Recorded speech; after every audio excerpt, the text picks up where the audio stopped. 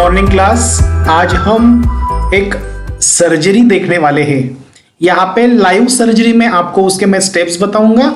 इस सर्जरी के अलग अलग स्टेप्स आपको देखने को मिलेंगे। इसका थ्योरेटिकल लेक्चर भी होगा, लेकिन आज का ये प्रैक्टिकल लेक्चर है।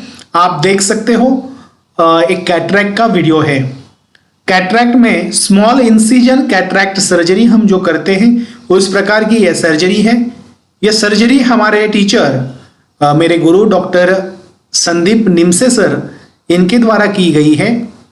यह सर्जरी बहुत ही बेस्ट सर्जरी का ये वीडियो है, आपके सामने मैं अभी दिखा रहा हूं। सबसे पहले ये हमारा जो आंख आपको दिख रही है, इस आई को हम पेरिटोमी करते हैं। जो पेरिटोमी मतलब जो कंजंक्टिवा है, इस कंजंक्टिवा को हम कट करके यहाँ पे स्क्लेरा का इतना पार्ट, हमें जितना टनेल करना होता है उतना पार्ट हम यहाँ पे ओपन करते हैं। इसके बाद अभी यहाँ पे हम क्रिसेंट की मदद से एक इंसिजन लेंगे। ये जो इंसिजन है ये लिम्बस से 2 mm अवे और अंदर कॉर्निया में 2 mm अंदर तक हम बनाते हैं। अभी देखो 2 mm अवे हमने एक इंसिजन बनाया क्रिसेंट की मदद से। अब हम इस सेम प्लेन से अंदर जा रहे हैं। इसी सेम प्लेन से अंदर जाते वक्त हमें धीरे धीरे कॉर्निया तक जाना होता है। कॉर्निया के कुछ लेयर सेपरेट यहाँ पे होते हैं, लेकिन यहाँ पे हमें एक ध्यान रखना होता है कि हम एंटीरियर चेंबर में ना एंट्री करें, प्रीमैच्योर एंट्री हम ना करें। यहाँ पे और एक कॉम्प्लिकेशन हो सकता है जिसे हम बटन कहते हैं कि ये सेम प्लेन करते वक्त एक साइड से अगर ब्लेड हमारा ऊपर उठ जाता है तो वहां पे बटन हो सकता है। यहाँ पे अभी साइड पोर्ट या पॉकेट, साइड पॉकेट यहाँ पे क्रिसेंट से बनाया जा रहा है। साइड पॉकेट इसलिए बनाते हैं क्योंकि न्यूक्लियस इजीली वहां से न्यूक्लियस की हम डिलीवरी कर सके। जितना बड़ा न्यूक्लियस है उतना हम टनल बनाते हैं। उसकी नेक्स्ट स्टेप आप अभी देख सकते हो कि साइड पोर्ट जो 50 नंबर एंगल का ब्लेड होता है उससे हमने साइड पोर्ट बनवा लिया। 2 साइड पोर्ट हमने यहां पे बनवाए, एक एसी मेंटेनर के लिए बनवाया। ये जो डायलेट प्यूपिल आपको दिख रहा है, यहां से हमने एक साइड पोर्ट यहां पे बनवाया है और एक साइड पोर्ट यहां पे बनवाया है। ये एसी मेंटेनर के लिए यहां से है और ये रेक्सिस निडल के लिए है। अब ये जो न्यूक्लियस आपको दिख रहा है जो कैटरैक्ट हुआ है, ये एक कैप्सूल के अंदर बंद हुआ होता है। आपको पता है anterior capsule and posterior capsule. तो अभी हम क्या करेंगे, इस एंटीरियर कैप्सूल को क्या करेंगे, हम डाई करेंगे। ब्लू डाई अब अगर हम करते हैं तो वहां पे ये ब्लू डाई होने के बाद हमें रेक्सिस करने के लिए बहुत इजी होता है। देखो अभी नेक्स्ट प्रोसेस, साइड पोर्ट किया, उसके बाद हमने एसी मेंटेनर के लिए और एक साइड पोर्ट किया और उसके बाद ये ब्लू डाई यहां पे अंदर डाला है। ये ब्लू डाई डालने के बाद एंटीरियर जो कैप्सूल होती है ये 10 सेकंड में स्टेन होती है। आपको दिख रहा होगा यहाँ पे ये स्टेन हो रही है। स्टेन हो रही मतलब हमें समझता है कि हमें रेक्सिस अर्थात एंटीरियर कैप्सूल जो हम सीसीसी कंटिन्यूअस सर्कुलर कैप्सूल रेक्सिस करते हैं वो कहां तक करनी है। अभी 26 नंबर निडल के साथ हमें रेक्सिस निडल बनाएंगे। उसके पहले हम जो ये डाई था ये नॉर्मल सलाइन से उसे वॉश कर लेंगे, BSL से वॉश कर लेंगे। उसके बाद वहां पे विस्को हम पुश करेंगे ताकि एसी का जो डेप्थ है, उसका जो शेप है वो बना रहे, एसी शैलो ना हो, इसलिए हमने वहां पे विस्को भी पुश किया है। इसके बाद अब हम 26 नंबर निडल से रेक्सिस निडल बनाएंगे। शार्प पॉइंट को हमने टिल्ट किया, उसके बाद ऑब्टूस एंगल बनाया, ये हो गई रेक्सिस निडल। इस रेक्सिस निडल के सहायता से हम अब क्या करने वाले हैं, रेक्सिस करने वाले हैं। जो हमने पहला साइड पोर्ट यहां पे बनाया था वहां से ये रेक्सिस निडल अंदर जाएगी। सेंटर में एक निक लिया है। ये निक लेने के बाद ये जो फ्लैप तैयार हुआ, इस फ्लैप को एंटी क्लॉकवाइज सर्कुलर घुमाते घुमाते अभी इसको सर्कुलर घुमाना है। जितनी रेक्सिस अच्छी होती है, जहां पे सीसीसी अच्छी होती है, उस केस को हम बहुत अच्छी तरह से लास्ट तक ले जा सकते हैं, ओके, और क्लोज कर सकते हैं। रेक्सिस SICS में या कैटरेक्ट सर्जरी में बहुत ही इंपॉर्टेंट, सबसे इंपॉर्टेंट, जिसे हम 50% पार्ट कह सकते हैं, इतना इंपॉर्टेंट होता है। देखो एंटी क्लॉकवाइज बहुत अच्छी सर्कुलर रेक्सिस यहां पे हुई है।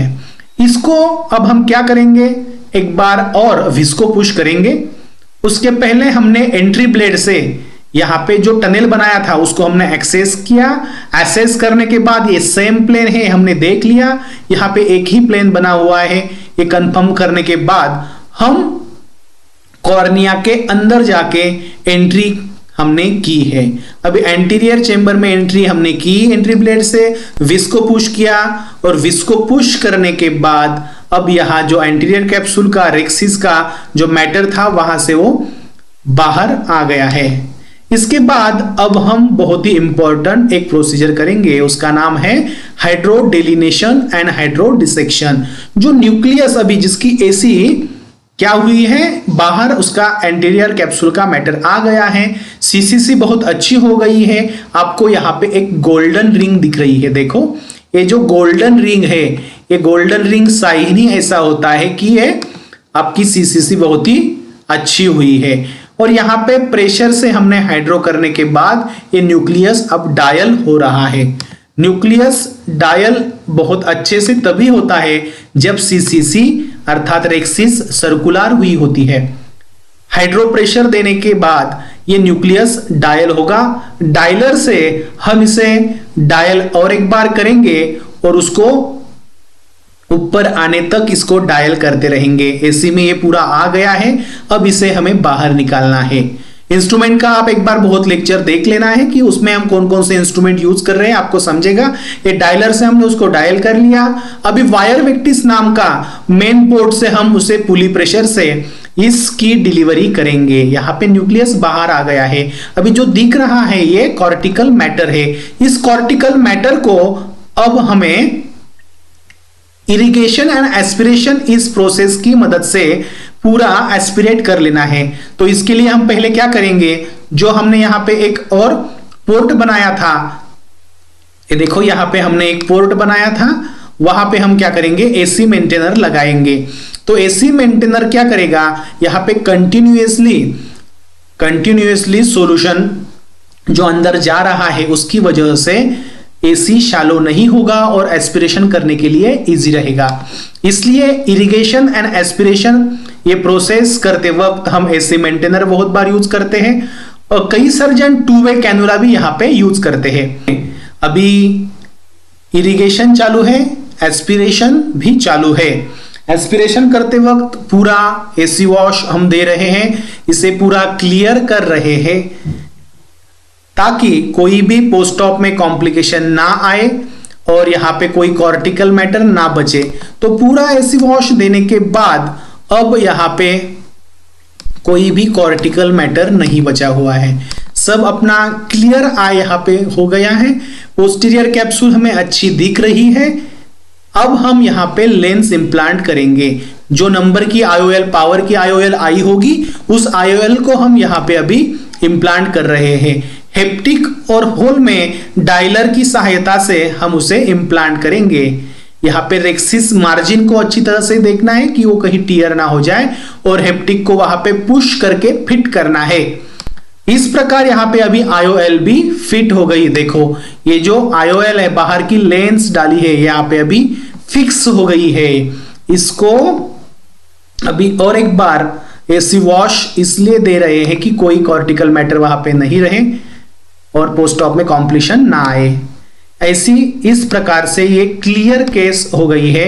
जहां जहां से हमने इंसिजन लिए थे वहां से हाइड्रो करके हम वो सील कर रहे हैं। कॉर्निया सेल्फ हीलिंग होता है तो ये दूसरे या तीसरे दिन पूरा हील होके हमें दिखता है। पोस्ट ऑप में कोई कॉम्प्लिकेशन नहीं दिखता है। बहुत बार इसके हील करते वक्त हाइड्रो के साथ हमें मॉक्सिफ्लॉक्सासिन जैसा एंटीबायोटिक भी हम यूज करते हैं। ओके, यहाँ पे जो हमने पेरिटोमी बनाई थी उसको भी ये हम अप्रोक्सीमेट करके वहां पे एंटीबायोटिक का अगर इंजेक्शन देते हैं तो वो भी जल्दी हील होती है, वहां पे कोई कॉम्प्लिकेशन नहीं होता। इस प्रकार हमने आज कैटरेक्ट का स्मॉल इंसिजन कैटरेक्ट सर्जरी ये वीडियो देखा। इसके कई सारे वीडियो यूट्यूब पे उपलब्ध हैं, वो भी आपको देखने हैं। इसके बाद हम SICS में पेशेंट को बैंडेज आई को ऊपर एक पैक लगाते हैं और नेक्स्ट डे हम पेशेंट पोस्ट ऑप में देखते हैं। दोस्तों आप भी हमारी क्लिनिकल पोस्टिंग होगी तो ऐसे पेशेंट देखते होंगे। कल जाके आपको लेक्चर के बाद कहीं आपको पोस्ट ऑप कैटरेक्ट का पेशेंट देखने को मिलेगा या पोस्ट ऑप या ऑपरेटिव ओटी आपको देखने मिलेगी या प्री ऑप देखने को मिलेगा। तो आपको कैटरेक्ट ध्यान से पढ़ना है, लेक्चर भी इसका देखना है और सर्जरी कैसे होती है आपको अगर समझ में ना आए तो आपको कमेंट बॉक्स में लिखना है। पुनः इसके बहुत सारे वीडियो देखो और एक्सिस के वीडियो देखो। Okay, thank you.